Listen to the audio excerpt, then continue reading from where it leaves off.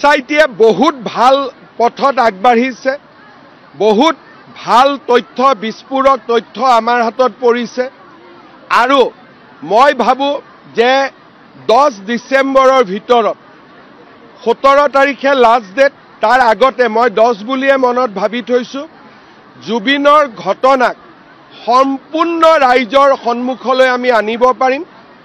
কৰবাত অসমৰ ৰাইজ আচৰিতো হ'ব, অলপ দুখো পাব, কষ্টও পাব, লগতে খঙো উঠিব।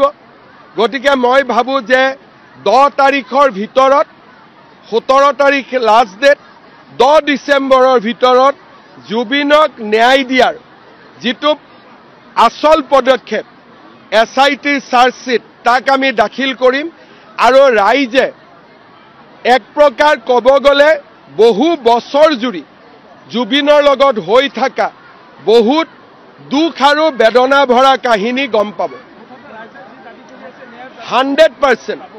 100% হিমন্ত বিশ্ব শৰ্মাই যদি কিবা এটা কাম হাতত লয় তাক শেষ নোহোৱালৈকে মই নেৰোঁ।